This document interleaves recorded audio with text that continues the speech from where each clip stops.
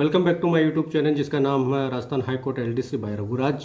और आज हम बात करेंगे एलडीसी को राजस्थान हाई कोर्ट में पोस्टिंग मिलने के बाद मिलने वाली छुट्टियां, किस प्रकार की आपको छुट्टियां मिलती हैं प्रोबेशन में एंड आफ्टर प्रोबेशन, किस प्रकार से आप छुट्टियां ले सकते हो, किस तरीके से अप्लाई कर सकते हो, और कैलेंडर वर्ष में मिलने वाली छुट्टियों की हम बात करेंगे। यदि आप इस चैनल पर नए हैं तो प्लीज़ सब्सक्राइब दिस चैनल और बिना किसी देरी के हम बात करें छुट्टियों के बारे में।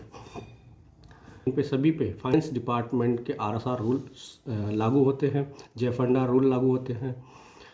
अब बात करें हम इनको मिलने वाली छुट्टियां क्या रहेगी।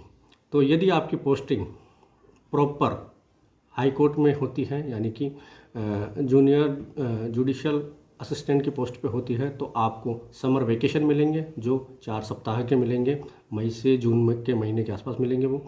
इसके साथ ही आपको विंटर वेकेशन मिलेंगे जो दिसंबर के माह में मिलेंगे, जो 7 दिवस तक का होगा। इसके साथ ही second Saturday and fourth Saturday banking की तरह बैंकिंग फील्ड में जो छुट्टियां मिलती है उसी तरीके से आपको मिलेगी। ये तो रहा आपके कैलेंडर में शो होने वाली छुट्टियां। इसके साथ में जो सबऑर्डिनेट कोर्ट में लगेंगे, जैसे कलर ग्रेड सेकंड के पोस्ट पे, उनको मिलेगी छुट्टियां केवल विंटर वेकेशन, जो कि दिसंबर माह में मिलेगी 7 दिवस की। इसके साथ ही कैलेंडर में जो छुट्टियां हैं सेकंड एंड फोर्थ सैटरडे वाली, वो भी छुट्टियां उनको मिलेगी। अब बात करें हम प्रोबेशन में मिलने वाली छुट्टियों की, तो प्रोबेशन में ऐसा है कि 15 CL आपको मिलती है, कैजुअल लीव जिन्हें कहा जाता है, वो 15 दिवस की, जिसको आकस्मिक अवकाश भी बोला जाता है, वो 15 दिवस की छुट्टियां आपको मिलेगी यदि आपने जनवरी से पोस्टिंग ली है, क्योंकि एक महीने में 1.25 छुट्टियां आपकी ऐड होती हैं। तो ये कुल मिला के 1 जनवरी से लेके 31 दिसंबर तक 15 CL आपको मिलती है। इसके अलावा 2 RH, जिसको ऐच्छिक अवकाश बोला जाता है, वो भी आपको मिलते हैं। लेकिन शर्त यह है कि उन 2 छुट्टियों को लेने से पहले आपको रिटर्न में अपने रीडर या एस्टेब्लिशमेंट जो भी देखता है संस्थापन, उसको आपको लिखित में देना होता है कि मैं ये 2 दिन कार्य दिवस या कार्यस्थल पर नहीं आ सकता। तो ये रही अपने प्रोबेशन में छुट्टी वाली बात। इसके साथ ही प्रोबेशन में एक और छुट्टी की हम बात कर लें, असाधारण अवकाश। असाधारण अवकाश से मेरा मतलब यह है कि अवैतनिक अवकाश या असाधारण अवकाश से मतलब यह है को वेतन नहीं दिया जाएगा, लेकिन इसकी शर्त यह भी है कि इसको आप स्टडी बेस पे नहीं ले सकते। पढ़ाई को आधार बनाते हुए आप ये छुट्टी नहीं ले सकते।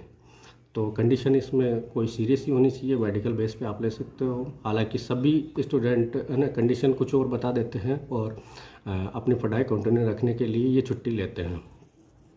यदि आप 30 दिवस से ज़्यादा छुट्टी अवैतनिक अवकाश की लेते हो, तो आपका जो प्रोबेशन है 2 साल तक का, 1 महीने से ज़्यादा जितनी भी आप छुट्टियां लेते हो, यदि 1 महीने से मतलब 31 दिन तक की भी आपकी छुट्टियां रही, अवैतनिक अवकाश 31 दिन तक का आपका लिया है, तो प्रोबेशन आपका 31 दिन तक आगे खिसक जाता है।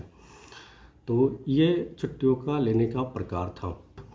तो मैं बता दूं कि यदि आपकी कंटिन्यू में जैसे कोई BEd भी कर रहा होगा, इसके साथ में अब वो सोच रहा होगा मेरा LDC में सिलेक्शन हो जाता है तो मेरी ये BEd वाली जो है इसको छोड़ना पड़ेगा या फिर इसको कंटिन्यू रख सकता हूँ मैं। और कई सारे कोर्स होंगे जो अभी रिसेंट में उनके चल रहे होंगे लगातार, और वो जैसे सिलेक्शन पा लेते हैं तो दिमाग में सोच रहता है कि इसको ड्रॉप करे कि कंटिन्यू में रखे। तो ऐसा कुछ भी नहीं है। यदि आपका ऑलरेडी पहले से कोर्स है जिसमें आपने पहले से एडमिशन पा रखा है और वो कोर्स आपका चल रहा है, फिर भी आपका LDC पे चयन हो जाता है, तो इसकी परमिशन आपको दे दी जाती है उसको उस कोर्स को कंटिन्यू रखने में। लेकिन यदि आप सेवा में आने के बाद में किसी भी तरह का कोर्स करना चाहते हैं जो रेगुलर हो सकता है और उसमें उपस्थिति आपकी ज़रूरी है, तो उनमें परमिशन नहीं दी जाएगी। और आपको जुडिशियल वर्किंग में कोई ऐसा कोर्स है जो आपको बेनिफिशियल लगे, जुडिशियल के पॉइंट ऑफ व्यू से, जुडिशियल जो फील्ड है उसके पॉइंट ऑफ व्यू से आपको उसकी परमिशन दी जा सकती है। अब प्रोबेशन बाद में, यदि आपका 2 साल का प्रोबेशन आपने इजीली निकाल लिया है, तो 2 साल बाद में आपको कौन सी और छुट्टियां मिलेगी।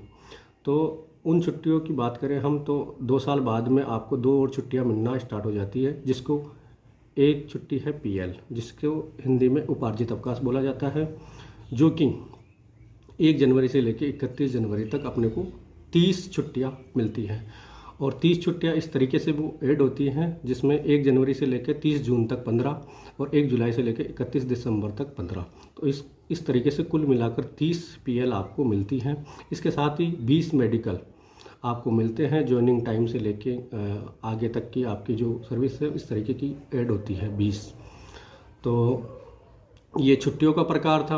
अब छुट्टियों का ये है कि RH के लिए आपको पहले ही लिखित में दे देना चाहिए। CL के लिए आपको लिखित में एप्लीकेशन लिख के देना होता है, या फिर आप यदि कोई आकस्मिक कार्य हो गया, तो आप छुट्टी पे हैं तो आप मेल कर सकते हैं, या मौखिक तौर पे आप बता सकते हैं, दूरभाष पे बता सकते हैं कि भाई मेरे घर में ये प्रॉब्लम चल रही है या इस वजह से मेरे को छुट्टी लेनी है। तो आप पहले बता के जाइए।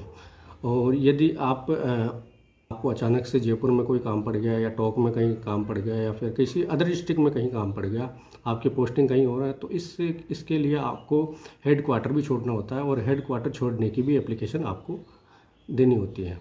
खुदा न खास्ता आपके साथ में कुछ दुर्घटना हो जाए और आपने हेड क्वार्टर नहीं छोड़ने की आपने एप्लीकेशन नहीं दी है, तो इसमें फिर कई सारी मुसीबतों का सामना अपने को, आपके घर वालों को या किसी और को भी करना पड़ सकता है। तो इसलिए कभी भी आप एक डिस्ट्रिक्ट से दूसरी डिस्ट्रिक्ट में, यानी अपने होम डिस्ट्रिक्ट में जाना चाहते हैं और किसी अदर डिस्ट्रिक्ट में आपको पोस्टिंग मिली है, तो आपको हेड क्वार्टर छोड़ने की एप्लीकेशन अपने कार्यालय में देनी होती है। तो ये सब छुट्टियों के बारे में बातें थी। तो आई थिंक ये काफ़ी बेनिफिशियल रहा होगा आपके लिए ये वीडियो, और काफ़ी जल्दी मैं बोल गया। फिर भी आपको कहीं डाउट हो, क्यूरीज हो, क्वेश्चंस हो, तो आप कमेंट बॉक्स में ज़रूर रखिएगा। Thanks for watching this video.